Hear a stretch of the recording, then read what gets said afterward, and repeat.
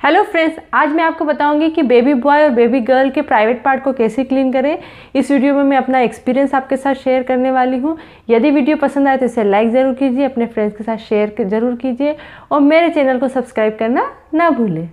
सबसे पहले baby boy की बात करते हैं। मेरा बेटा है तो मैंने बहुत सफ़र किया है बड़े बेटे के साथ में कि उसकी टॉयलेट में बार बार इन्फेक्शन हो जाता था। उसका रीज़न क्या होता है कि जो बच्चे की जहाँ से टॉयलेट करता है उस एरिया को आपको रोज़ क्लीन करना बहुत ज़्यादा ज़रूरी होता है। और जब आप नई माँ बनते हैं तो आप इतना ज़्यादा समझ नहीं पाते, बच्चा बीमार है, आप नहीं नहला पा रहे, तो आप उस चीज़ को अवॉइड कर देते हैं। तो आज इस वीडियो में मैं वही बताऊंगी।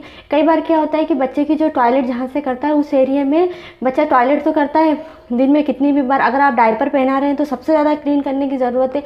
नहीं तो उसकी टॉयलेट के ऊपर वाले हिस्से पे वाइट जम जाता है और वह अगर जमता जाएगा, आप प्रॉपर क्लीन नहीं करेंगे तो आगे चल के यहाँ तक हो सकता है कि आपको डॉक्टर के पास जाना पड़े और वो थोड़ा सा ऑपरेट यानी कि थोड़ा सा चीरा वगैरह लगाए और फिर वो निकलता है। इतनी आसानी से निकलता नहीं है और फिर बच्चा टॉयलेट करने में रोने लगता है क्योंकि उसको पेन होता है और यूरिन इन्फेक्शन हो जाता है उसको। और कई बार बच्चे को ऑपरेट करके जो ऊपर की स्किन है वो तक भी निकालना पड़ता है।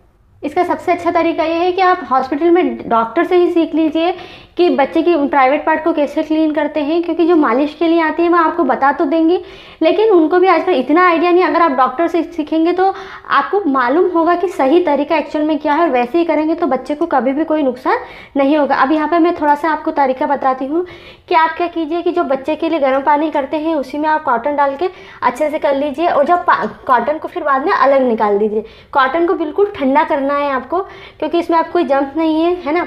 तो अब इस कॉटन बिल्कुल जब ठंडी हो जाए और अब बच्चे को आप जब नहलाएंगे तो नहलाते समय नहलाने के सबसे बाद में आप टॉयलेट को क्लीन कीजिए, क्योंकि अगर पहले करेंगे तो बच्चा बहुत रोएगा और धीरे धीरे बच्चे को आदत हो जाएगी तो और आपको भी बिल्कुल 1 मिनट भी नहीं लगेगा टॉयलेट क्लीन करने में। अब हमेशा इस बात का ध्यान रखिए कि टॉयलेट के लिए जो वाटर यूज़ कर रहे हैं आप वो गुनगुना तो होना चाहिए लेकिन इतना हल्का होना चाहिए, मतलब बच्चे को नहला रहे हैं उस पानी से भी थोड़ा ठंडा पानी मिला दीजिए आप, तो ही उससे आप बच्चे की टॉयलेट क्लीन कीजिए, क्योंकि ये सबसे सेंसिटिव एरिया होता है बच्चे की बॉडी का। और मेरे बच्चे के साथ हो चुका है कि जो दाई माँ आती है उसने पानी थोड़ा गुनगुना ज़्यादा डाल दिया था गर्म सा, तो बच्चे की टॉयलेट को थोड़ी जल गई थी।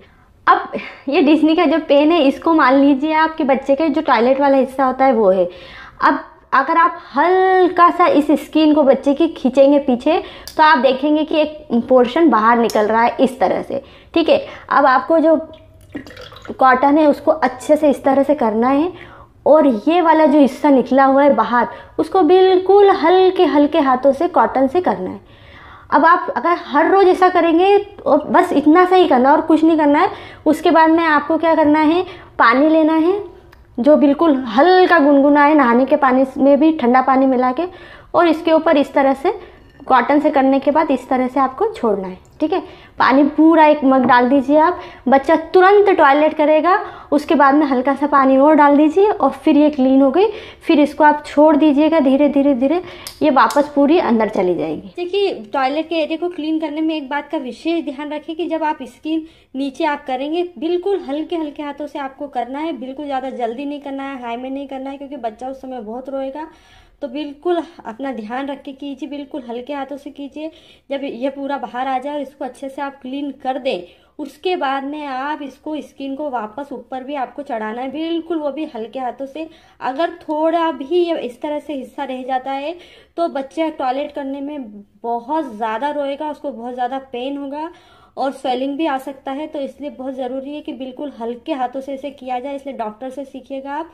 और जब आप इसकी स्किन को पूरा ऊपर कर देंगे हल्के हाथों से बाद में तो यह इस तरह से वापस प्रॉपर शेप में आ जाएगी।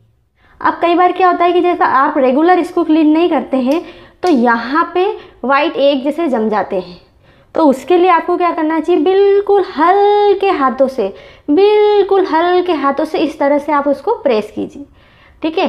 जैसे हम बस इस तरह से प्रेस करेंगे तो वो थोड़ा सा अगर निकल रहा है तो आप उसको ऐसे कर दीजिए तो रगड़ना नहीं है बिल्कुल भी, इस तरह से कर दीजिए तो वो निकल जाएगा। नहीं निकलेगा तो आप बस हर रोज़ इसी तरह से कॉटन लेके और हल्के हल्के हाथों से करेंगे ना तो वो धीरे धीरे निकल जाएगा। अगर आपको लगता है कि बच्चे को परेशानी हो रही है, टॉयलेट करते समय वो बहुत रो रहा है, तो आप तुरंत डॉक्टर को दिखाइए। डॉक्टर फिर इसको थोड़ा सा हार्ड प्रेस करके या फिर थोड़ा सा चीरा लगा के उस वाइट को निकाल देगा। अब अगर आपने ऑपरेट करवा के जो बच्चे का दूसरे दिन ही होता है इस स्किन को निकलवा दिया है, ठीक है, तो सिर्फ ये वाला पार्ट, आगे वाला पार्ट बच्चे का रहेगा। इसको भी आपको हर रोज़ क्लीन करना है। ऐसा नहीं कि इसको क्लीन नहीं करना है, इसको भी क्लीन करना है, नहीं तो यहाँ पे फिर वो वाइट एक जैसे जम जाएंगे। अब वो बच्चे को ज़्यादा परेशान तो नहीं करेंगे, लेकिन जैसे जैसे बच्चे की एज बढ़ेगी उस हिसाब से जब टॉयलेट का शेप बढ़ेगा तब ये अपने आप से कटेंगे, या फिर आप हल्के हल्के हाथों से फिर वापस रोज़ प्रेस कीजिए, तभी ये वापस बाहर निकलेंगे। इसलिए सफाई तो दोनों समय में आपको करना ही है। अब आपका बच्चा अगर बड़ा हो जाता है, समझदार हो जाता है थोड़ा, तो उसको खुद को क्लीन करना सिखा दीजिए और उसको हर रोज़ क्लीन करने को बोलिए और पानी ज़्यादा पीने को बोलिए। कई बार पानी की कमी के कारण भी इस तरह से इन्फेक्शन होने लगता है। बच्चा अगर डायपर पहनता है तो इस पार्ट को क्लीन करना बहुत ज़्यादा ज़रूरी है। अगर बेबी गर्ल है या चाहे बेबी बॉय है, आपको डायपर वाले इलाके में पाउडर बिल्कुल भी यूज़ नहीं करना है, क्योंकि अगर बेबी गर्ल है स्पेशल तो पाउडर से कैंसर होने की संभावनाएं भी होती हैं और कई केस हो चुके हैं। आप गूगल पर सर्च करके देख सकते हैं।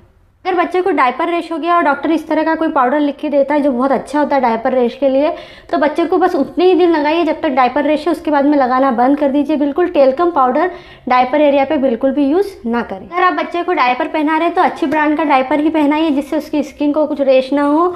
और जब भी बच्चा पोटी करे तो अगर आप कॉटन यूज़ कर रहे हैं तो कॉटन से पोटी वाली जगह और आगे वाली जगह को भी, चाहे बेबी गर्ल हो बेबी बॉय हो, अच्छे से क्लीन कीजिए। और नहाते समय तो आपको क्लीन करना ही है। अगर बच्चा बीमार है तभी भी आपको टॉयलेट को तो क्लीन करना ही चाहिए, क्योंकि बच्चा दिन में कितनी बार टॉयलेट करता है तो वह क्लीन करना बहुत ही ज़्यादा ज़रूरी है। अगर आप कॉटन की जगह वाइप से अगर बच्चे की पोटी क्लीन करेंगे तो बहुत अच्छा होगा। इससे पूरे जर्म्स वगैरह सब क्लीन हो जाएंगे, कोई नुकसान नहीं होता है बच्चे को। आपको बस क्या बात का ध्यान रखना है कि अच्छे ब्रांड का लेना है। और देखिए अल्कोहल फ्री ये वाइप है, तो अगर ये लेंगे तो बच्चे को कोई भी नुकसान नहीं होगा। ये पेम्पर का है, मैंने अपने बच्चे की पोटी हमेशा इसी से क्लीन की है। इस तरह के अगर वाइप के पैकेट लेंगे तो उसमें कैप रहता है, कुछ इशू नहीं है सफ़र में ले जाने में और रखने में ड्राई नहीं होंगे। अगर वो ओपन करने वाले लेते हैं आप तो एक ज़िपर पाउच ले लीजिए, उसमें उसको रख दीजिए तो वह ड्राई नहीं होंगे। इस तरह के वाइप लेंगे तो ये ड्राई नहीं होंगे, हमेशा पैक ही रहेंगे। पर अगर अब आप वो ओपन करने वाले वाइप ले रहे हैं तो इस तरह से ज़िपर पाउच ले लीजिए, इसमें डाल के रख दीजिए तो फिर ये ड्राई नहीं होंगे। मुझसे सब बहुत पूछते हैं कि क्या डायपर पहनाने के बाद बच्चे का जो प्राइवेट पार्ट है उसका ग्रोथ प्रॉपर होता है। जी हाँ, बिल्कुल अच्छे से होता है। फॉरेन कंट्री में सभी डायपर पहनाते हैं, नहीं तो डायपर को बैन कर दिया जाता है। डायपर रैश की बात करते हैं। मैंने मेरे बेटे को डे 1 से डायपर पहनाया है, कुछ परेशानी नहीं होती है। आपको पोटी अगर बच्चे ने करी है तो तुरंत बदलना है, हर 3 घंटे में आपको डायपर चेंज करना ही चाहिए। और अगर थोड़ी देर चाहें तो आप जो क्लॉथ डायपर आते हैं वह पहना देंगे तो काफ़ी अच्छा होगा बच्चे के लिए। और अगर थोड़ा डायपर रैश हो जाता है तो इस तरह से पाउडर यूज़ कर सकते हैं या फिर डायपर रैश क्रीम कोई सी भी यूज़ कर सकते हैं। कोकोनट ऑयल भी बहुत अच्छा होता है डायपर रैश के लिए। सबसे अच्छा ये होता है कि आप थोड़ी देर बच्चे को खुला छोड़ दीजिए, जब फ्रेश एयर लगेगा बच्चे को तो डायपर रैश बहुत जल्दी सही हो जाएंगे। अब कुछ ज़रूरी बातें, अगर आप बच्चे की प्राइवेट पार्ट को क्लीन कर रहे हैं तो अपने हाथ को अच्छे से साफ़ कर लीजिए। अगर थोड़ी ही देर पहले आपने मिर्ची वगैरह काटी है तो तुरंत बच्चे के प्राइवेट पार्ट को क्लीन मत कीजिए। बेबी होने के बाद जिस दिन से आप बच्चे को अच्छे से नहलाना शुरू करें उसी दिन से आप बच्चे की सुसु वाली स्किन को क्लीन करना शुरू कर सकते हैं। यह जो चमड़ी है अपने आप ओपन नहीं होगी, आपको ही इसको धीरे धीरे करके खोलना पड़ेगा। और अगर आपका बच्चा 1-2 साल का हो गया और अभी तक आपने सुसु वाली जगह की स्किन को क्लीन करना शुरू नहीं किया है तो ज़रूर कर दीजिए। अगर आपसे हो नहीं पा रही है तो आप डॉक्टर के पास चले जाइए, सीख लीजिए, उनसे करवा लीजिए। क्योंकि अगर ज़्यादा समय हो गया और बच्चे को इन्फेक्शन होना शुरू हो गया यहाँ पर तो फिर डॉक्टर क्या करते हैं, इस ऑपरेशन करके जो स्किन होती है ऊपर की उसको कट करके निकाल देते हैं।